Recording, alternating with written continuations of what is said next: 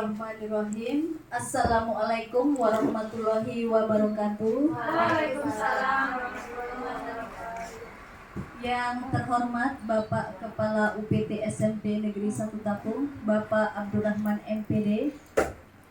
Yang saya hormati Ibu Wakil Kesiswaan Bagian Kurikulum, Ibu Eti Setiorini SPD. Yang saya hormati narasumber kita pada hari ini, calon fasilitator Bapak Ilham Muharram SPD GM. Dan yang teristimewakan untuk Bapak Ibu Guru yang hadir pada siang hari ini. Pertama-tama marilah kita panjatkan puji syukur kepada Allah Subhanahu wa Ta'ala yang telah melimpahkan banyak rahmat dan karunia kepada kita.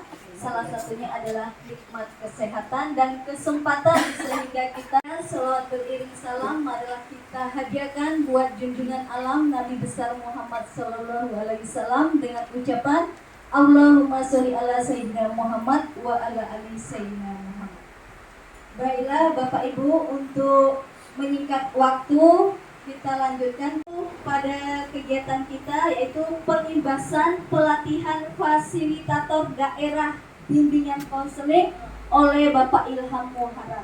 Sebelum itu saya minta kata sambutan dari Bapak Kepala Sekolah. Kepada beliau dipersilakan.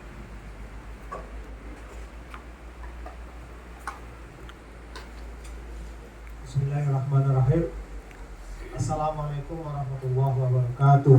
Waalaikumsalam warahmatullahi wabarakatuh. Siang, salam sejahtera untuk kita semua. Yang kami hormati Bapak Ibu Majelis Guru yang hadir pada kesempatan ini. Terima kasih kami ucapkan kepada kita semua yang sampai saat ini di jam pembelajaran terakhir kita menggunakan untuk pertemuan sekaligus pembahasan oleh guru kita yang beberapa waktu kemarin beliau ya kita utus atas nama sekolah SMP 1 Tampung kemarin untuk mengikuti pelatihan guru BK di provinsi, tingkat provinsi. Jadi hari ini beliau berkewajiban untuk menyampaikan atau menjelaskan kepada rekan-rekan yang lain, pada guru-guru yang lain. Hari ini kita sudah mengirim Ilham selaku guru BK. Jadi nampaknya dia dipersiapkan untuk pasda ya. Dipersiapkan untuk pasda. Jadi ini suatu kebanggaan juga bagi kita Bapak Ibu. Makanya siapapun yang bisa berbuat Bapak Ibu silakan Bapak Ibu.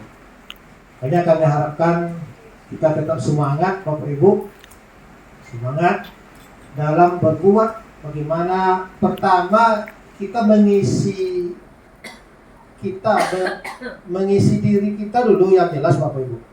Nah, isi kantong kita dulu dengan berbagai ilmu pengalaman.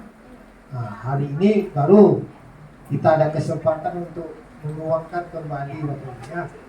Kita tuangkan kembali apa yang sudah kita peroleh itu Bapak Ibu. Jadi itu yang kami sampaikan dalam kegiatan pengibasan ini. Ya, tentu harapan kami nanti apa yang diimbaskan oleh Bapak Ilham selaku calon pasda guru BK, tentu harapan kita bisa dilaksanakan di sekolah kita terutama di ya, itu yang kita harapkan.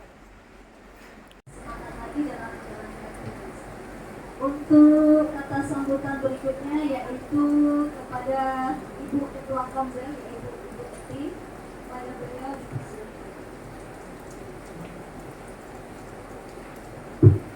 Assalamualaikum warahmatullahi wabarakatuh. Selamat siang Bapak Ibu. perkenalkan, saya tumpahkan kepada Pak Sekolah sebelumnya. Saya melanjutkan langsung. Saya sebagai Ketua Kombel mengucapkan terima kasih atas kehadiran Bapak Ibu, karena Kombel ini kita buat sebagai wadah untuk kita guru-guru mapel meningkatkan kompetensi diri kita masing-masing. Disinilah kita membahas semua kesulitan tentang pengajaran dan siswa kita yang bermasalah. Pada saat ini, seperti sebelumnya, kita telah memfasilitasi guru yang mengikuti program pembelajaran dalam untuk menyampaikan pengimbasan. Nah, sekarang giliran Pak Ilham Muharram, SPD, untuk mengimbaskan hasil pelatihannya sebagai fasilitator daerah untuk berbagi praktik baik tentang mata pelajaran atau bidangnya Pak Ilham, yaitu bimbingan konseling. Kepada Pak Ilham, kesempatan ini kami berikan sepenuhnya. Saya sebagai Ketua Kombel mengucapkan selamat buat Pak Ilham karena selesai mengikuti pelatihan. Semoga kedepannya Pak Ilham semakin berjaya di bidangnya, yaitu bimbingan konseling. Demikianlah sambutan dari saya. Terima kasih. Wabillahi taufiq wal hidayah. Assalamualaikum warahmatullahi wabarakatuh. Baiklah, kita masuki acara inti kita, yaitu pengimbasan pelatihan fasilitator daerah berbagi praktik baik oleh Bapak Ilham Muharram, yaitu 7 jurus guru BK hebat. Kepada Bapak Ilham dipersilakan.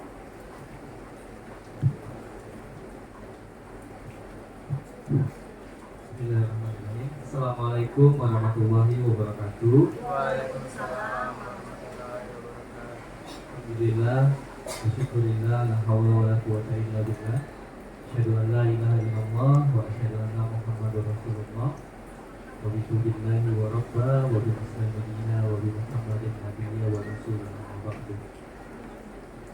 Pertama-tama, marilah kita panjatkan puji syukur kita kehadirat Allah Subhanahu wa taala untuk dengan rahmat dan karunia-Nya kita masih diberikan kesehatan, kesempatan dalam kita melaksanakan kegiatan aktivitas sehari-hari. Salawat dan salam tak lupa kita hadiahkan kepada junjungan Nabi Muhammad SAW yang mengucapkan Allahumma sholli ala Muhammad wa ala ali Muhammad.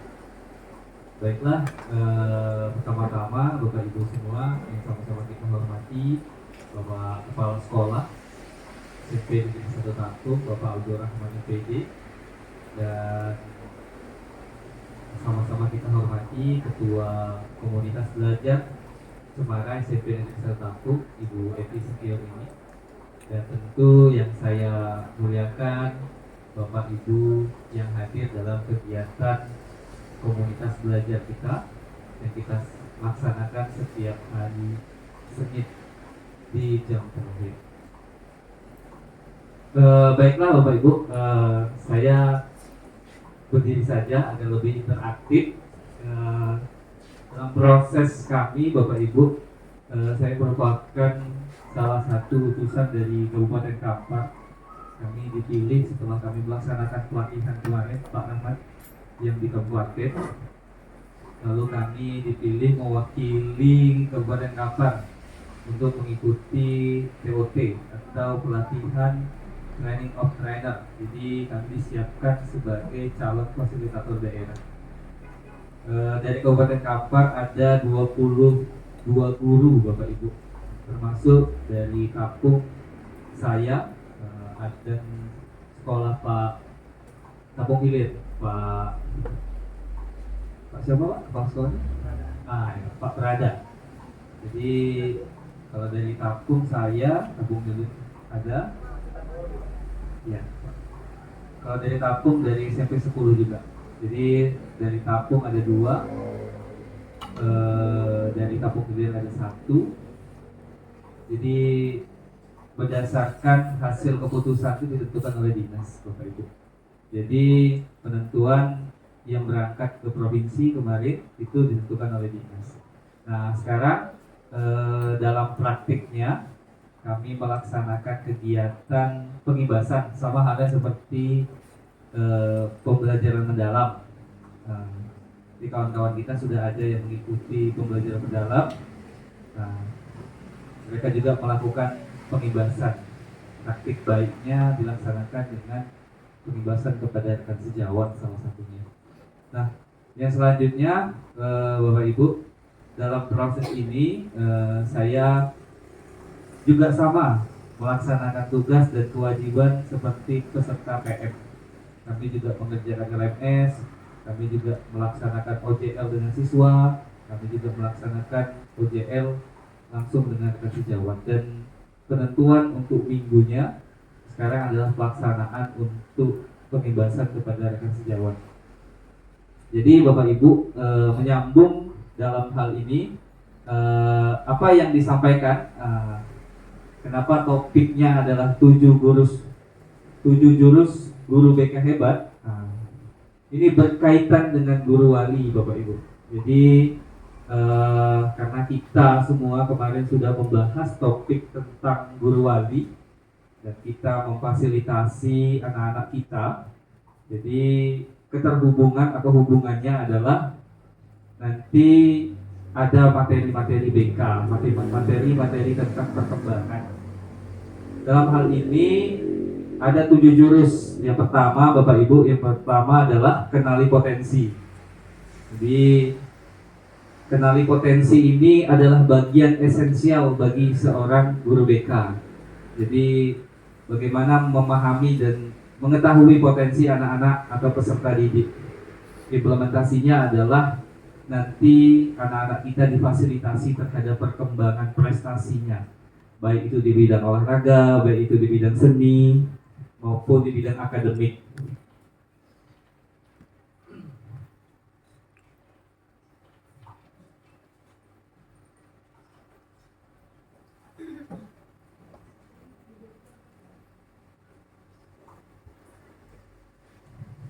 Yang selanjutnya adalah kelola emosi.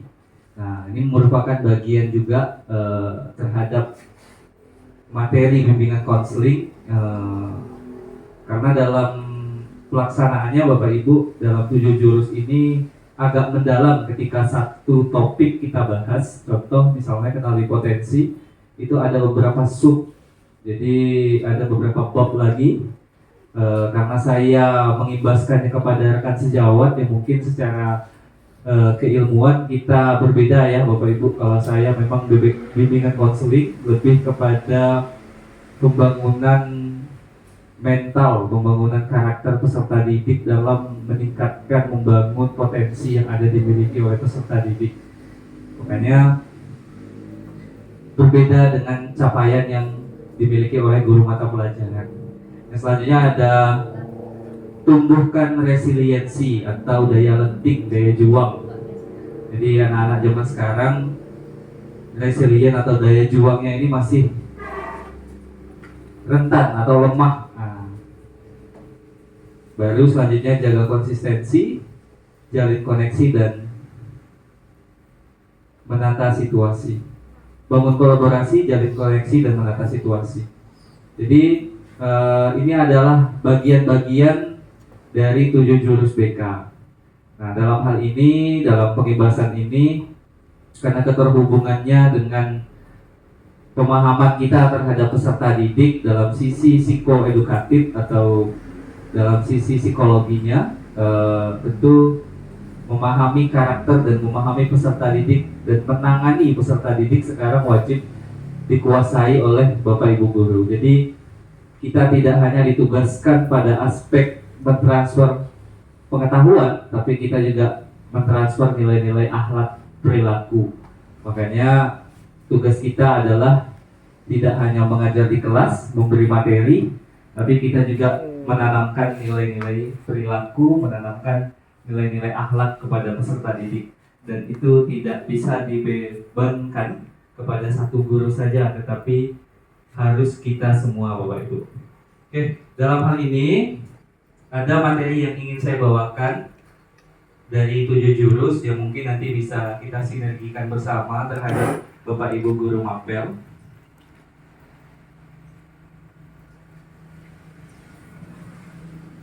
tentang tumbuhkan resiliensi. Jadi tumbuhkan resiliensi ini adalah memfasilitasi daya lenting agar mampu bangkit dari kegagalan dan tantangan, menumbuhkan sikap positif terhadap pengalaman negatif.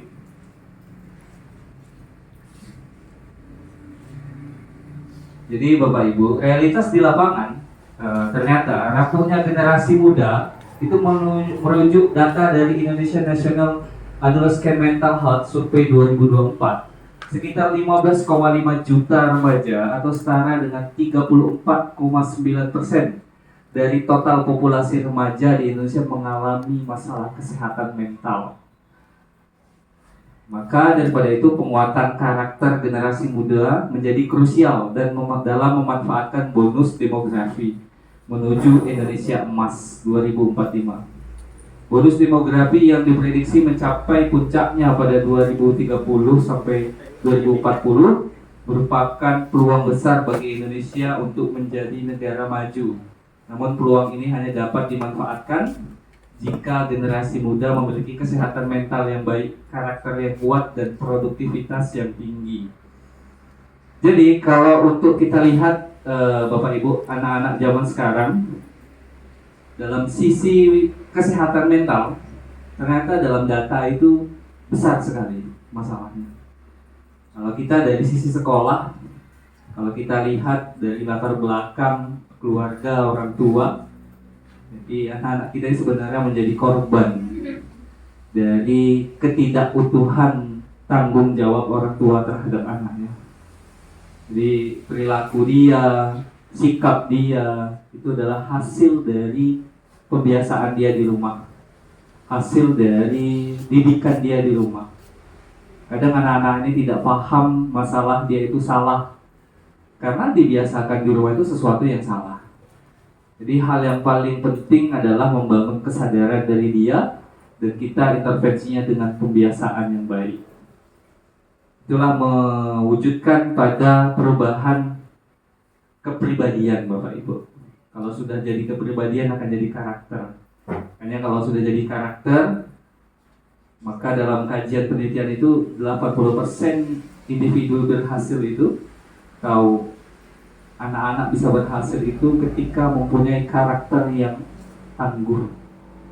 Ketika dia tidak memiliki karakter, maka kemungkinan dia mencapai apa yang dia impikan itu kecil.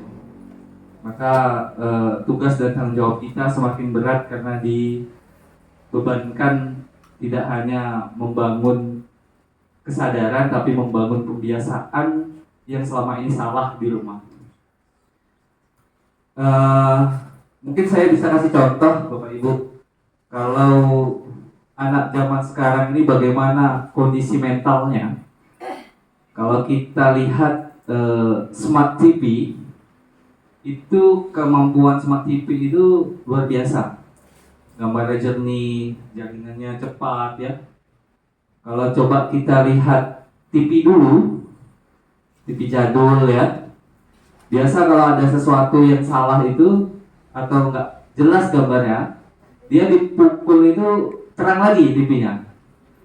Tapi kalau Smart TV, dia dipukul itu hancur. Seperti itulah gambaran kondisi mental anak-anak di Indonesia. Jadi penanganan yang salah, penanganan yang tidak tepat, jadi akan menghancurkan dari sisi mental anak-anak. Makanya ada perbedaan treatment atau perbedaan perlakuan.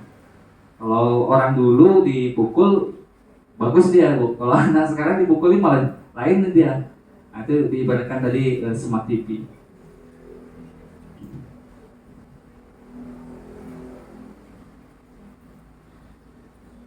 Sebelum masuk ke materi Bapak Ibu, saya ingin mengenang pengalaman membangun daya tahan atau daya juang yang Bapak Ibu mungkin pernah alami, bisa sharing ke kita semua gitu. Bayangkan satu pengalaman yang tidak menyenangkan, namun telah berhasil dilewati. Ada yang ingin berbagi Bapak Ibu dengan kita semua? Atau ada sesuatu proses yang sulit yang dialami?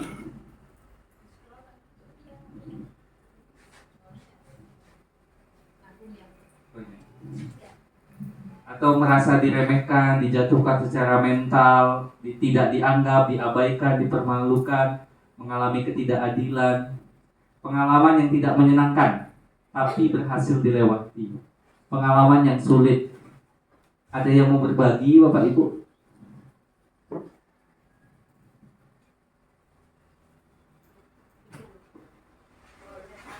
Boleh? Oke, boleh Bu Iin. Ya. Oh ya, boleh, silakan. Assalamualaikum warahmatullahi wabarakatuh. Waalaikumsalam warahmatullahi wabarakatuh. Boleh, boleh. Saya di sini termasuk guru baru, tapi saya bukan guru baru. Saya jadi gurunya sudah 2007. 2007 saya lulus kontrak 2007 di SMP 9 Kampung.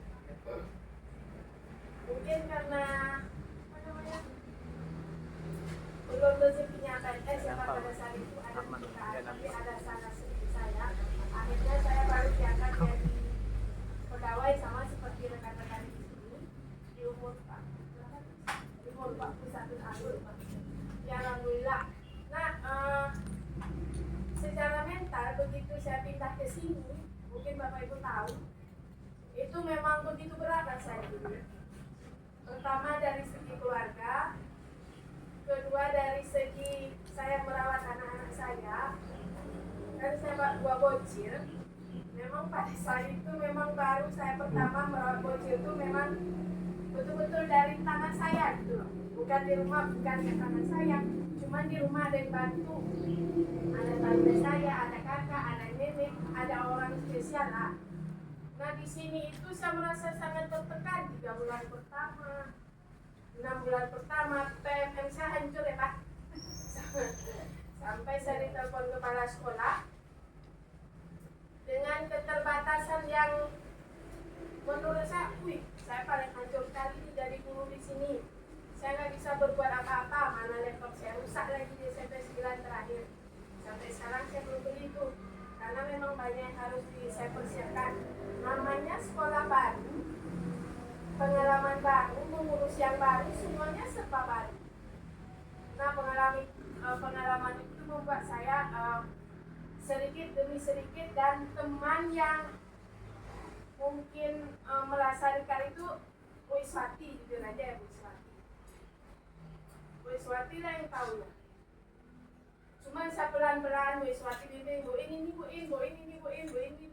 Akhirnya di semester kedua saya sudah merasa enjoy. Alhamdulillah, ketertinggalan itu saya dapatkan, saya kejar. Kayak semester 1 saya nggak pernah sakit, tautannya saya masuk ICU, hipertensi yang luar biasa, 210 per 120 Pak, emergensi sudah statusnya. Sampai saya makan obat racunnya sebulan, alhamdulillah sekarang sudah normal. Karena mungkin merasa toksik ya zaman itu dah, apalagi keluar guru yang toksik, yang siapa namanya di Facebook itu. Nah itulah pokoknya. Jadi kebawa pikiran, kebawa lagi, tambah PPG saya kemarin itu terlewat aja. Ikutlah ini, akhirnya mungkin karena support Bu Eki, saya tengok dia tegas orangnya. Cuma saya bawakan, oh iyalah si anak 2 gini kondisi memang keterbatasan saat itu ya Pak ya, mungkin Bapak Ibu tahu semua, belum lagi dari keluarga. Akhirnya berangsur-angsur kondisi itu mulai pudar ya. Awal sudah mulai welcome nih sama kita juga sudah welcome sama lingkungan sekitar. Alhamdulillah semester 2-nya saya sudah enjoy, dan sampai sekarang alhamdulillah enjoy. Yang tadinya saya mikir saya salah langkah nih masuk SMP 1. Iya, saya di semester awal jujur aja. Kurang baru ya.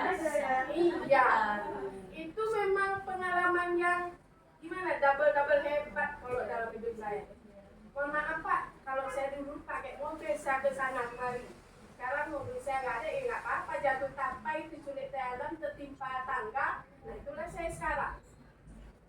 Tapi alhamdulillah nggak apa-apa, karena pengalaman itu kan mengajarkan saya dewasa.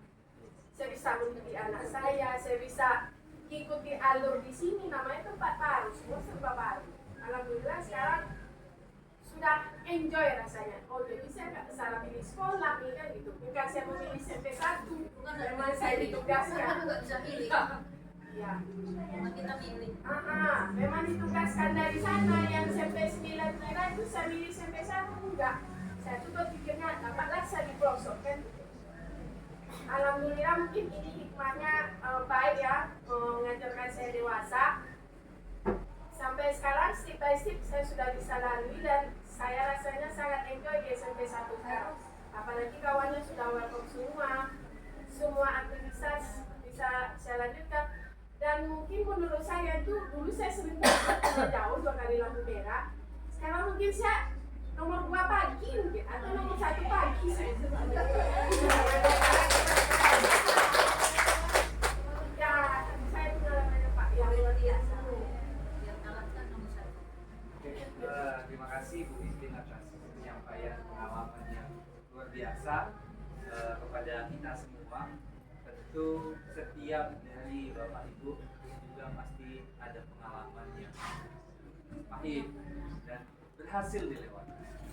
Ternyata waktu ketika kita memiliki niat untuk memperbaiki, pasti yang kuasa kasih. Walaupun sulit yang kita alami, walaupun susah yang kita jalani, ternyata bisa terlewati. Fase itu pasti akan dirasakan oleh semua Bapak Ibu. Jadi pembelajaran berharga dari Ipin mengenai hal masa tersulit yang dia lewati, tapi dia bisa melewati dan sekarang sudah sangat merasa nyaman. Karena kenyamanan itu timbullah motivasi, karena timbullah motivasi bisa menunjukkan hal-hal yang positif di kehidupan. Nah, ini adalah bagian dari namanya resiliensi atau daya lenting. Jadi setiap insan manusia itu ternyata harus menumbuhkan itu daya juang.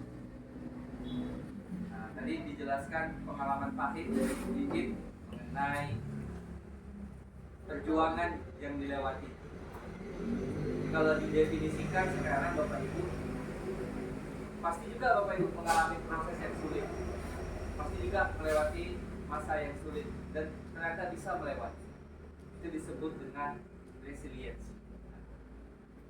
Kalau kita kembalikan ke anak-anak kita Bapak Ibu semua, itu adalah hal yang sangat penting untuk dibangunkan. Karena daya juang anak-anak ini begitu rendah kalau kita lihat, motivasinya rendah. Jadi bagaimana membangunnya? Itu salah satu tugas dan tanggung jawab kita, memberikan motivasi, memberikan pengarahan, membangun bagaimana pembiasaan-pembiasaan positif itu tetap dilakukan oleh anak. Itu disebut dengan resilience.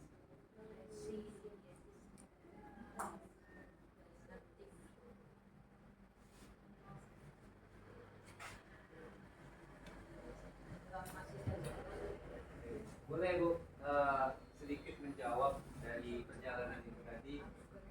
Ibu jelaskan tentang satu bagaimana pengalaman ini membentuk saya dalam memandang harga diri dan ketahanan mental. Pembelajaran tentang perjalanan yang itu tadi. Yang pertama saya harus sabar dulu ya, sabar. Kemudian ya ada kawan saya tanya lah, siapa yang menurut saya di sana yang bisa ya? Nah kan salah satunya Bu Iswati lah. Mungkin ini.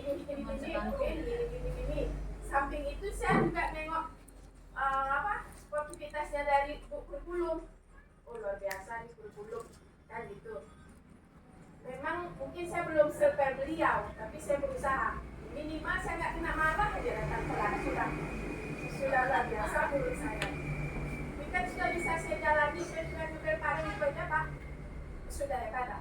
Kemudian saya sudah bisa senam aja sebelum orang mulai senam.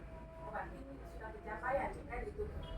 Pelan-pelan, step by step. Belum lagi nanti belajar hari ini itu. Pokoknya ada tahapannya lah. Yang penting support kita. Support. Support. Jadi itulah yang membentuk bagaimana ketahanan mental itu ya Bu. Ya. Di perjalanan yang Ibu lewati, pembelajaran yang ibu ambil, dampak negatifnya, dampak positifnya ibu sudah rasakan. Kalau misalnya ada problem, semakin kita menyelami malah timbul penyakit yang lain ya Bu. Iya. Tapi kalau kita berpikir secara baik, secara positif, itu juga membangun sesuatu yang baik. Ya pokoknya kita ciptakan ya mindset kita yang bagus lah. Dan kita karena kita orang mana kita ya biar aja untuk kita kok ngapain dia. Nah dan kita pikirkan orang. Kita bangun aja mindset positif. Jadi kita harus tetap berprasangka baik. Iya. Ya. Oke, terima kasih Bu Iin. Itu adalah bagian perjalanan dan saya ingin tanya tadi tentang refleksi dari perjalanan Ibu mengenai perjuangan yang mungkin banyak juga dari kawan-kawan semua, dari Bapak Ibu guru semua lewat. Nah, punya daya juang yang harus dimiliki oleh anak-anak kita. Kalau anak-anak kita ini dibangun kebiasaan mental yang salah dalam menyikapi sesuatu yang salah, itu nanti daya juangnya itu lemah. Padahal ketika dia punya keinginan dan daya juang yang tinggi, ketika dia menginginkan sesuatu, dia mempersiapkan sesuatu, dia pasti akan bisa meraih apa yang dia cita-citakan. Tapi ketika dia tidak mempersiapkan, tidak mengusahakan tanpa persiapan, tentu apa yang dia impikan, apa yang dia cita-citakan akan sulit diberikan. Dari kawan-kawan di CFM tentang growth mindset, jadi bertumbuh itu tangguh itu sejak dalam pikiran. Jadi konsep growth mindset ini kan pola pikir bertumbuh atau pola pikir bertumbuh atau PPB. Kalau hitam lagi pola pikir. Jadi kalau dalam konsep Islam itu ada prasangka. Kalau dalam Islam ada prasangka, maka yang juga dalam hadis qudsi itu kita harus terus berprasangka baik. Kalau kita berprasangka baik, tentu hasilnya baik. Kalau kita berprasangka buruk, hasilnya buruk. Makanya dijelaskan dalam hadis itu bahwa kita harus tetap berprasangka baik. Nah, dalam kajian teori psikologi ada namanya law of attraction atau hukum tarik menarik. Nah, inilah yang disebut dengan bagaimana kita berpikir positif. Itu akan menumbuhkan sesuatu yang positif. Tapi ketika kita bangun pemikiran kita negatif, pasti hasilnya. Jadi dua kajian antara agama dan keilmuan ternyata sinkron. Karena dikembangkan, kita bangun dalam konsep growth mindset. Jadi dalam otak kita ada namanya plastisitas, namanya plastisme biologi yang mendasari growth mindset. Jadi setiap individu dengan growth mindset menghadapi tantangan dan berusaha mengatasi, otak mereka sedang membentuk dan memperkuat koneksi saraf baru yang terkait dengan keterampilan atau pengetahuan. Jadi kalau kita punya keinginan, punya tujuan, tentu dari diri kita yakin dulu. Kita usaha dulu, kita yakin dulu, pasti kita bisa mencapai apa yang kita inginkan. Itu dalam konsep kajian 3 konsep keagamaan, keilmuan, ya, dan kesehatan. Tentu semua saling terkait. Nah, inilah yang salah satu kenapa kita Bapak Ibu guru semua harus membangun growth mindset. Oke, kita lanjut ya.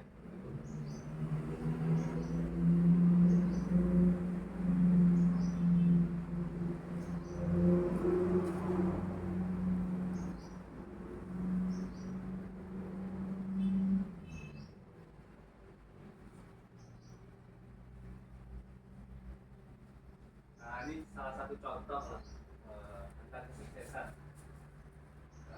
pendapat.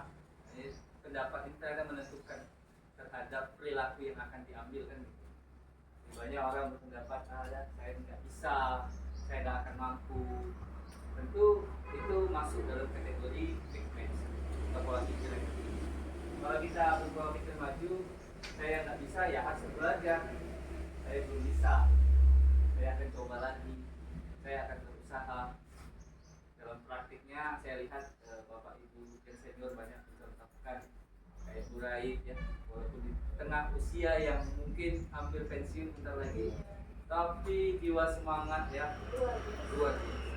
Makanya nampak saya Bu Eti juga orang yang grow mindset ini nampak di kehidupan nyatanya, nampak dari lingkungannya, dari aktivitasnya itu positif dan berdampak.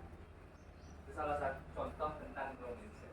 Ibu semua, makanya dalam kita menjadi guru tentu kalau kita ambil pembelajarannya, ucapan kita ini benar-benar harus hati-hati. Karena anak-anak ini dari fase dia di SMP ini adalah fase dia membangun prinsip. Jadi harus jelas antara kesalahan dan ketidaksalahan, antara yang salah dan benar itu harus jangan abu-abu. Jadi sesuatu yang tidak boleh dilakukan harus tegas. Kadang kita ini bisa nanti anak ini gitu, itu tidak bisa. Jadi harus ada pembangunan prinsip. Karena kalau kita lihat anak ini bermasalah dari rumah, bermasalah dari kebiasaan, bermasalah dari kesadaran. Jadi konsep anak-anak banyak yang dia tidak tahu itu salah dan dianggap dia itu benar, padahal sesuatu yang salah. Maka kita bangun kesadaran, bangun kebiasaan yang positif. Jadi ucapan guru, Bapak Ibu semua, jika kita dengan anak ya, dengan siswa, bukan kita menjaga jarak, tapi berhati-hati dalam berkata atau mengucapkan kalimat.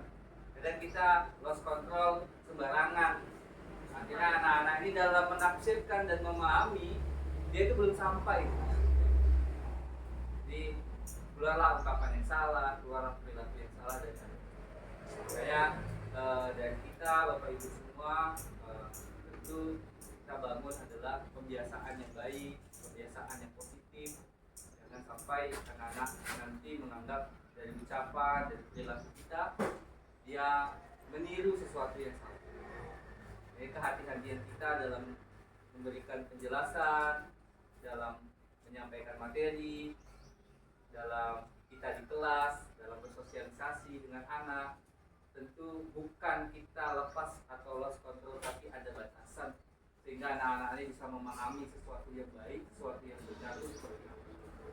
Jangan semua hal dinormalisasi dan boleh. Kalau kita lihat sekarang anak-anak mulai menormalisasi bahasa-bahasa kotor, bahasa-bahasa cakap yang tidak baik, ya tentu penguatan tuh kembali lagi dari kita di kelas dengan Bapak Ibu guru semua. Kalau saya juga sampaikan ke anak-anak Bapak Ibu, jadi tambah penguatan juga, dalam agama tidak boleh. Karena kalau sudah dinormalisasi anak-anak, bahasa yang kotor itu menjadi bahasa yang boleh. Akhirnya anak-anak kita karena kebiasaan di rumah yang salah itu terbiasa dan terbawa. Itu makanan dia sehari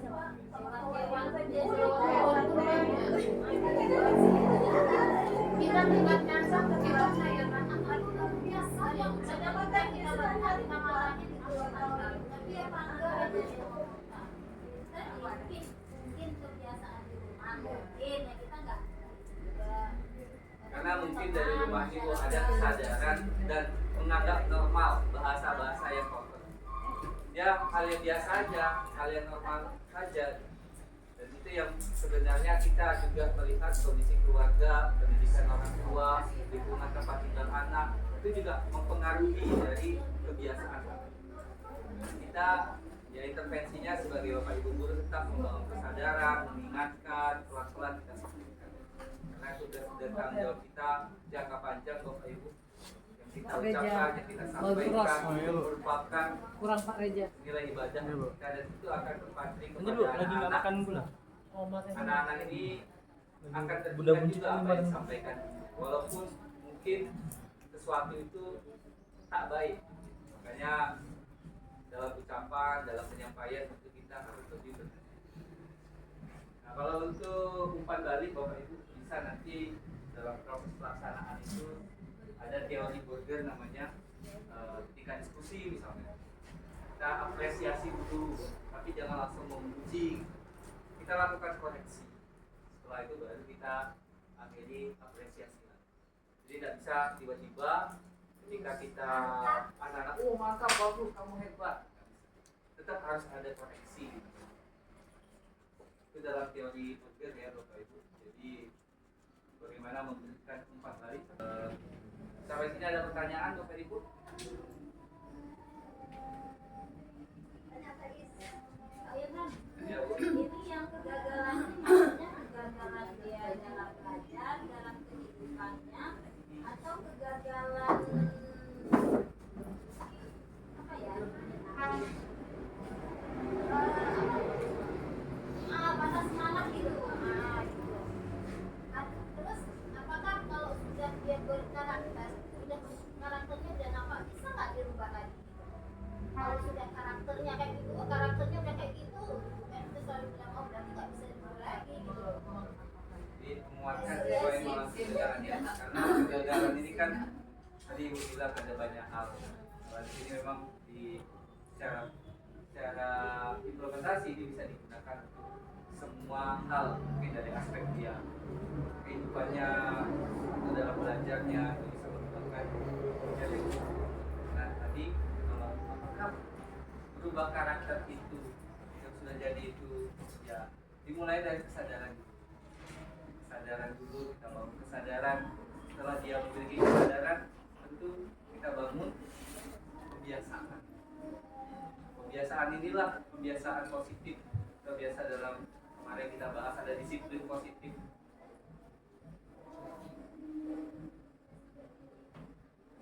Jadi kalau misalnya kita merubah anak yang mungkin kalau kita tengok anak dari kalau di fase SMP kajiannya beda, Bu. Kalau fase SD kajiannya beda. Fase SMA tentu kajiannya beda. Apa yang mungkin case yang kita hadapi kayak anak SMP. Nah kalau anak SMP itu masih kuat kita lakukan intervensi dari kita, bukan kita lepas liarkan dan biarkan anak, tapi dari kita untuk membangun kesadaran yang kebiasaan. Tapi kalau kita sudah berikan kebebasan, kita sudah berikan dia serap dia maunya apa, tanpa tahu batasan, tanpa tahu aturan, akhirnya itu yang mengakibatkan bermasalah dari sisi itu.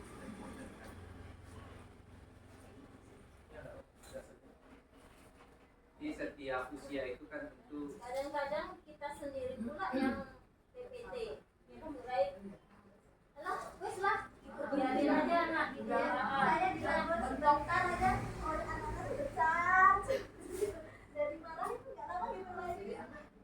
Bos, jadinya apa ya? Harusnya kan kita nggak boleh marah, kita harus mengajak anak itu lagi ini kan, tapi kadang-kadang kita sendirinya kurang Sama frustasi. apa ya tindakan kita lagi ya Bu?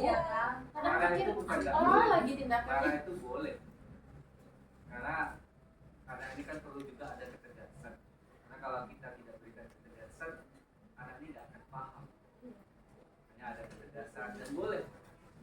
Kayak tadi kan tegas Tegas dan bisa lembut, kalau asli bisa. ya gimana? Tentang terapis yang kumpul dari lo Kak, tentang kumpul ya. Kan ada hadis yang membolehkan memukul anak ketika sudah 10 tahun dan tidak sholat. Nah ini bagaimana ya kalau masa kininya sekarang kan, karena jelas anak-anak ini kan banyak nggak sholat, kita tanya ya Bu, ini bangun jam berapa kok bisa terlambat? Jam 7 katanya. Berarti nggak sholat? Enggak dimarah? Enggak gitu. Jangan kan termukul dimarah pun tidak ya kan Pak. Bagaimana ya untuk iya, yang kita yang mukul itu kan adalah kita mati ya kan. Memang kembali lagi ke yang tadi ya, memang terbentuk dari rumah. Itu kan hadis ya Pak ya. Pelajaran paling utama kan Iya. ya Muslim. Karakter anak itu terbentuk Makanya dari rumah. tadi kan kalau hadis kan jelas pada saat anak usia remaja ini kan pembangunan prinsip, pembangunan mental itu memang perlu ketegasan. Kadang dari rumah ini ya akibat tidak ada ketegasan, tidak ada pembangunan Dalam kemasukan disiplin. bagi kami. Berarti maksudnya mukul di sini tuh boleh nggak ya Pak ya?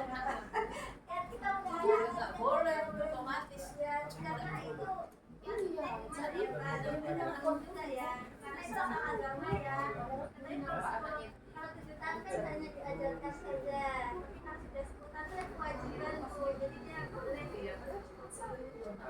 Kalau saya tadi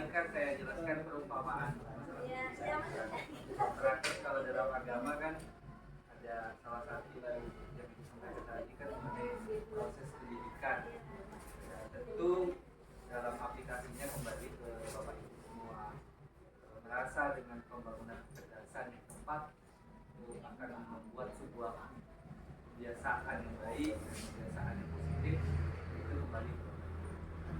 Karena kita kan kalau sebagai guru untuk membangun kebiasaan itu kan tentu dari rumah. Kalau dari rumah bermasalah, makanya kita kan di level baru di pembangunan kesadaran. Ya tidak ada capeknya kita ingatkan, tidak boleh capek, tidak boleh lelah. Ya tetap terus kita ingatkan kepada. Tapi mungkin gini ya Pak Ilham, kita kan ada program ini tujuh kebiasaan anak itu bisa hebat. Mudah-mudahan dari situlah karakter anak kita itu juga. Cuma yang saya tanyakan, yang tahun kelas 7 dan kelas 8 ini, kelas 8 9-nya itu di mana? Udah tengok apa belum? Jadi biar sinkron sama yang kelas 7 sekarang. Kelas 7 kan karena belum dapat. Nampak tuh Pak Ilham, bangun pagi jam berapa, terus ibadahnya apa, ngapain dia, belajar enggak, dari situ kan kita tahu anak bohong enggak, kita nampak dari situ. Kemudian kita sama-sama berubah dari 7 kebiasaan anak Indonesia hebat.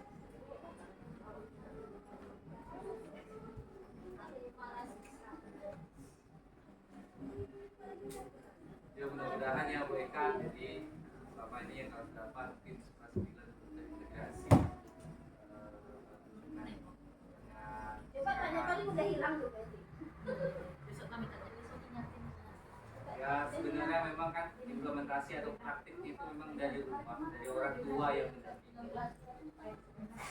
Kadang orang tua ini juga sudah peduli kan, itu yang jadi masalah. Kita mulai dari anak kita sendiri aja. Aku aja di sini. Batas ya Bapak Ibu.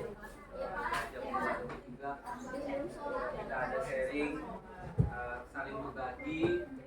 Saya memohon maaf kepada Bapak Ibu bila ada ucapan kalimat atau perkataan yang salah. Saya mohon maaf dan saya harapkan semangat dan daya juang kita dalam membangun komunitas belajar kita terus berproses dan berprogres. Jadi ada peningkatan dari dulu mungkin kita masih di sini, sekarang dulu tidak ada kawan-kawan yang mengikuti PM, sekarang ada yang mengikuti PM, bisa berbagi praktik kepada kita semua, bisa menyampaikan ilmu yang mungkin didapatkan, dan mudah-mudahan dari kita semua di sini kita punya niat dan daya juang yang bersama untuk impact dan dampaknya adalah untuk sekolah kita. Mungkin itu saja yang bisa saya sampaikan. Jadi, wabillahi taufiq wal hidayah. Assalamualaikum warahmatullahi wabarakatuh. Waalaikumsalam warahmatullahi wabarakatuh.